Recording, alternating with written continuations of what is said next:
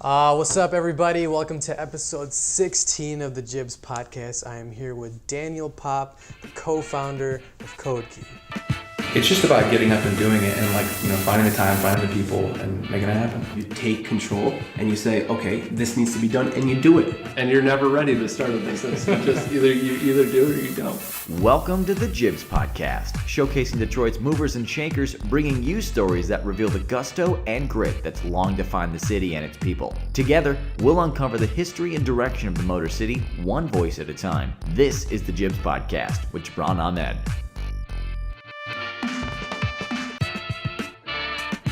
How are you, man? Doing good, man. How are you? Oh, I'm really well.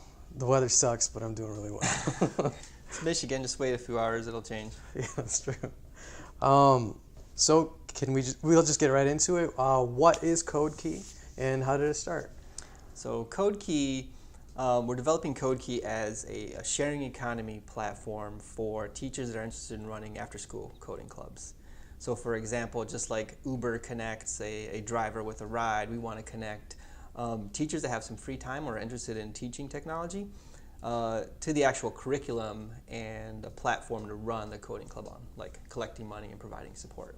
CodeKey was started by my business partner in somewhere around October of 2016. He was looking for an after-school coding club for his two sons. At Northville Elementary School. And he found that there was nothing. There was after-school science, and you had all kinds of sports stuff that his kids could get into, but he was looking for something that would kind of drive their interest, or at least introduce them to some more of the technology-related STEM type activities, specifically similar to like MIT Scratch-based curriculum. So let's first talk about the importance of coding in today's society. Can you elaborate on that a little bit? Yeah, so it's right now there's a huge demand for technology professionals. When just a few years ago I was a technology director over at Ford Direct, a company in Dearborn, and I was hiring a team of about 15 developers, and roughly about 80% of the resumes I received were on a work visa. So that kind of shows the kind of demand for the field of technology that we're actually going offshore to bring in resources. So I thought, well, what if we could teach it to what if we could introduce students at a younger age to it, spark that interest in it, and kind of help them continue on to it. If you look at sites like code.org and other sites that are kind of helping to push this technology movement, you'll see that there's roughly by 2020 there'll be 1 million more jobs in our graduates. So the question is, how do we fix that? I think a key important factor in that is exposing children at a young age to technology curriculum. For example, myself, I got interested in technology somewhere around the second or third grade when either a parent, I don't remember if it was a parent or teacher, brought in the Commodore 64. You're talking like early 80s, right? So they brought in Commodore 64, and I played Oregon Trail, and then they did some basic programming with this on the Commodore 64. But that was all it took to spark my interest in it, and I kept begging my parents, and eventually, at the age of 13, my mom bought me my first computer.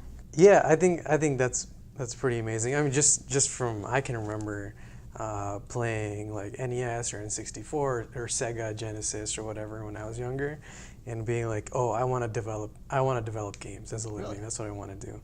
And you can't do that unless you know at least basic coding, right? Yeah. Yep. So that's really interesting. So yeah, I guess how do you get kids really excited about wanting to explore coding? I think I think there's going to be some kids that are just naturally going to gravitate to it. Yeah. But you don't know which kids those are going to be until you expose the highest number of kids that you can to that technology. You introduce them to coding. A lot of the curriculum is Scratch-based and teaches them actually teaches them the concepts. They're not they're not typing out code, but they're dragging blocks to create for loops and if statements type stuff. So they're getting the concepts. You just don't know which kids it's going to resonate with. So for example, had no one showed me the Commodore 64 and Oregon Trail and some basic programming back in second or third grade, how would I have known about it? I think introduction is important to identify. I wish I could go back and find out what other kids were in that class and see how many other of those students progressed into a technology career. I think that would be a cool statistic, but not some data that I have access to at the moment. Right. And how many schools are you in right now? We had roughly about 20 schools that participated in our club this year. Okay, so from going to like 0 schools to 20 schools, what kind of challenges did you face in convincing schools to be a part of this program? What kind of common things did you hear from administration or principals or even parents maybe? The common challenge we had was just how do you get the word out, right? So I think that's the first challenge anybody starting a company is how do you tell people about what you are and what you do. Initially we started with PTAs. We thought that if we could just talk to PTAs, they could help us get into schools. A lot of times PTAs are very active in the schools and are the ones promoting the after-school coding clubs. But once we started that part, we've tried a couple different things. We reached out to principals, we reached out to teachers themselves, we reached out to parents. And the first couple months of running our program for the 2017-2018 school year was just kind of figuring out what that communication model is. Who's going to be our best audience? Is it the teachers? Is it the principals? And it's varied, right? Some PTAs are very active and very responsive. Some principals have been very responsive. We have some clubs that are run by teachers, and we have some clubs, 3 of the clubs that are run by parents. Mm-hmm. Mm-hmm. And are any of the schools that you're working with in Detroit? Correct. So in Detroit we have a different model. Our model in Detroit is more of community service and outreach. Yeah. I grew up in Southwest Detroit, so for me, at the same time that my business partner was starting with his kids in Northville, I was starting at Central High with high school students. So during that time that I was a technology director, I really wanted to hire local talent, and not seeing any resumes coming out of Detroit kind of concerned me. So that's where I went to a good friend of mine, Chris Lambert, who runs Life Remodeled. Right. So he was an inspiration to me. He introduced me to Central High. And then I worked with the principal to create kind of a curriculum for the students to learn real coding. So I think that's where we're going to focus most of our efforts in Detroit is just kind of giving back to the community. Yeah, absolutely. And I see that as like a huge need if we want to push like growth of different kinds of talent in the city. Yes. Whether it's through technology or whatever, entrepreneurism. So, what kind of advice would you have for somebody that wants to start a small business or a nonprofit or an organization, or really they're just passionate about getting something up off the ground? They don't really know what kind of entity it might be, but how do they get that from idea to execution? I think the best advice I got was to become a student of the industry. Really dive in and learn what that industry is about, how it works, and then persevere. Perseverance, like don't give up. You're going to run into a lot of roadblocks. Our model has changed pretty significantly since we started. We started with PTAs, and now we're gearing towards a sharing economy platform for teachers to run coding clubs. The messaging is still the same, right? We're still kind of bringing these coding clubs to schools, but the way we're doing it is a lot different than we thought where we'd end up. Mm-hmm. So perseverance and really becoming a student of that industry and learning everything you can about that industry and how it works. Yeah, absolutely. And for you personally, or even as a team, are there any softwares or apps that you have really relied on to become more efficient or that have helped your business grow? I think the best technology that we've used that's had the biggest impact is Google's cloud platform. So what I mean by that is you pay, I think, $4 or $5 per user, and you have access to a full enterprise suite of tools, everything from email to online document sharing, online document collaboration. They also provide you what's called the Google Cloud Platform, which is what we developed our technology on. And they don't charge you anything until you reach a certain threshold of traffic, which we've not hit. So we're literally paying almost nothing for hosting our platform on Google's environment. I think that's probably been the biggest for us, because I've talked to other technology startups or startups that have some type of technology need, and some of them are paying $300-400 a month just for hosting. So, and $300-400 is not a lot for a company, but for a startup, it's a lot. You know, especially when you're kind of where we're now, where we're somewhat bootstrapping and looking for additional investment. You know, $300-400 a month is a lot. Yeah, you're right. I've worked for companies that their whole backbone is on Google Cloud, Google Drive, Google Docs. Yeah. Last company I worked for was a $28 billion company, and the entire company was on Google. That's awesome. Yeah. I don't see why you wouldn't. I mean, they make it so cost effective. And when I started on the team, I started in June, and we literally had 2 months to build the first version of our platform in time to make the school year. And I was only able to do that because their platform allows you to focus on the development without actually having to focus anything on the server side stuff. So they take away all that kind of administrative and configuration and setup that you'd have to do of your server environment, and just allow you to focus on your actual development product. And I know it's great for a startup, but it sounds like even multi-billion-dollar companies are using it and leveraging it. So I never knew. I was always wondering, as we take this further, will we need to kind of move on to something more advanced where we're paying a lot more money for hosting and stuff like that? Yeah, I feel like that's not a problem. You gotta. Yeah, and you're running on Google's platform, right? So they're not going down anytime soon. Exactly. I don't think they've ever gone down or had any outages. I think they might have, like, in the early 2000s. Maybe I'm wrong. That would have been a long time ago. I gotta fact check that. Yeah. So, where do you see CodeKey being in 5 years or a year from now? And what are you looking forward to in the future? A year from now, I'm looking towards building our second version, which solves a couple problems for us. Kind of like how we're doing our billing and collecting, and where we're sending the parents to sign up their students. That's changing a lot in the next version. 5 years from now, I really want us to be kind of that sharing economy platform, nationwide, right? So if you're a school or a teacher that wants this coding club, and again, looking at the statistics, really only 40% of schools offer some type of coding in their school. You have 60% that don't offer. Not only don't they offer like a coding club after school, but they don't offer coding in their schools at all. So I want us to be that platform that provides an incentive for teachers to run these coding clubs, because the parents do have a high demand of kind of wanting to introduce their students to it.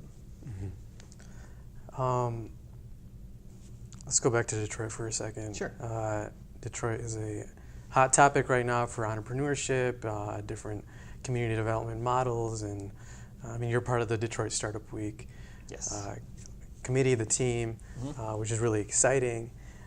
So why, to you, is Detroit so special? We immigrated to Detroit in 1979. We were fleeing at the time communist Romania, and the reason we left is my father was told by the government that his sons couldn't become engineers because we had, family in the United States, and our family was Christian. So there was a lot of, I don't know what you would call it, but regulations around what we could do. So my dad was adamant that his sons would be engineers. So he brought us to the States. And growing up in Detroit, I've seen kind of the downtrend. I've seen schools kind of lose funding, and just the situation get worse and worse and worse. And if you talk to Chris, he can kind of explain to you. And you've seen Durfee, right?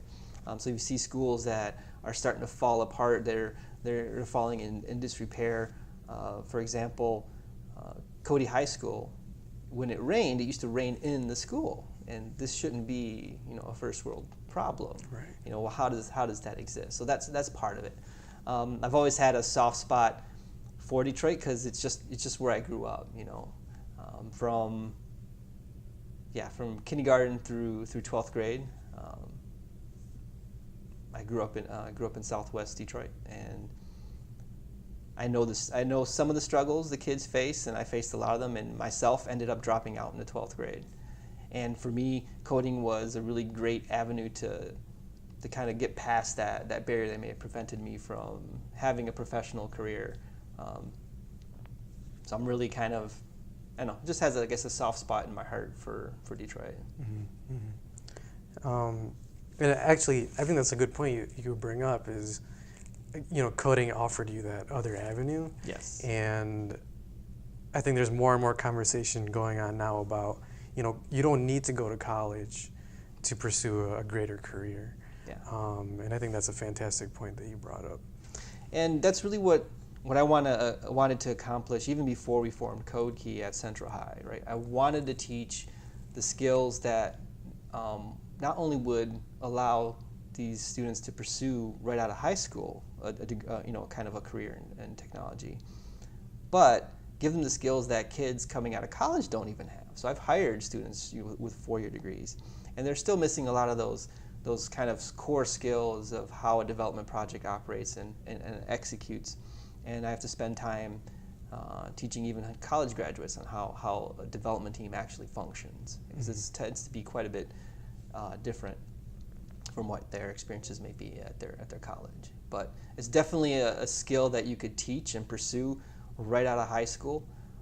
We like to share stories with parents that are on our program about 16, 17-year-old kids that are becoming millionaires just because they're doing something with technology.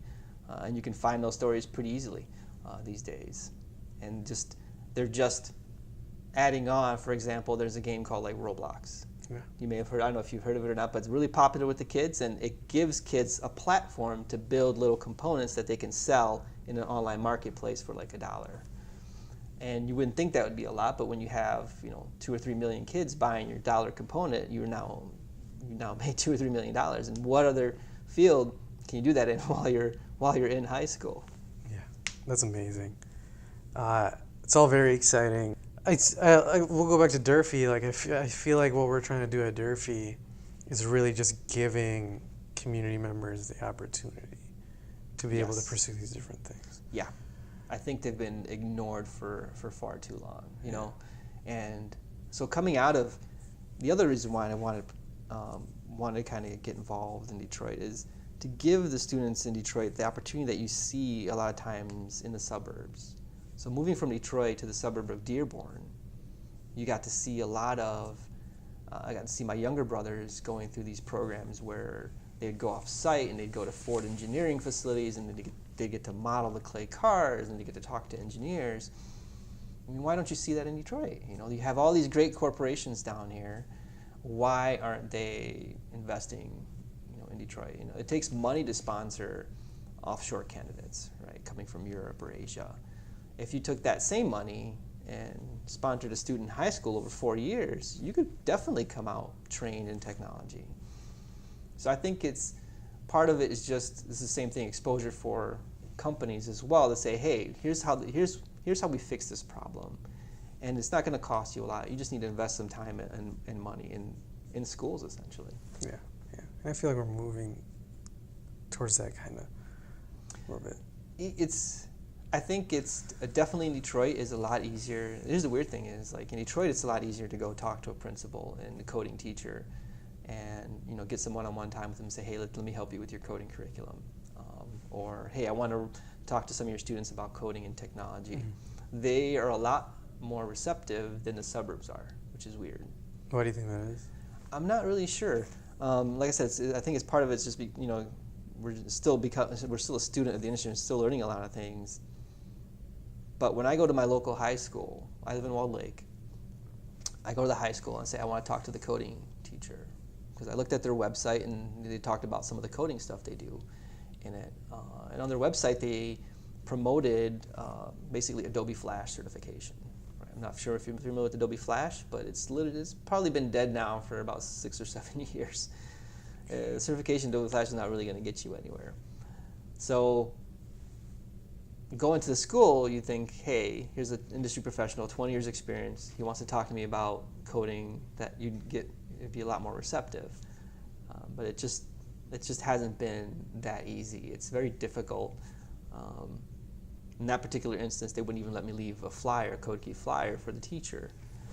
So I don't know why that is yet. That's interesting. Mm-hmm. And I'm not sure if you know David Mehi. He's from Google, he's on Startup Week as well. Mm-hmm. He mentioned similar problems that he's had going to talk to schools, and he has a big name like Google behind him. So you wonder, there has to be, and I think that's really the solution, especially for technology, is that companies get a little bit more involved in high schools. I think through internships, through after-school programs, it's going to be a big challenge to change curriculum, and bigger organizations like Code.org, that's what they're working on, and that's where they're spending their time and money to get kind of that curriculum change. But the quick and easy fix is just to do some internships and after-school programs and teach kids the real industry-based skills. And that was my goal with working with Central. It's like the first class we ran was just ninth graders, about six ninth graders, and we started the project by treating it like a project. So I sat down with the students. I said, what are we going to build? And then talked about the scope, right? So, okay, we want to build a website. Okay, what's this website going to have on it? So we scoped it out, just like you would do on a real project. Then we put together a Kanban board. So a Kanban board is just 3 simple columns: to do, doing, and done. And each student would get assigned a little sticky note that says, this is what I need to do. And then as they started working on it, they would move it over to the doing column. And then when they were done, they'd move it over to the done column. And that was a really easy way, and modern, so that's definitely how we also do. It's a little bit more advanced, but it's kind of similar to how we track agile development projects. And what I thought that would be the hardest part for the students actually resonated with them. Daniel, for the people listening or for people watching, where can they find you if they want to get a hold of you, or if they want to learn more about CodeKey? It's codekey.org is the website. We have our contact information on there, and that would probably be the best place to go to get a hold of me. I'm also on LinkedIn. Mm-hmm. So one of those 2 avenues should get you to me and my contact info. Cool. Daniel, well, I appreciate you being on the show. Thank you very much for having me. Absolutely. It's and awesome. For everybody listening and watching, until next time, stay tuned. Ciao.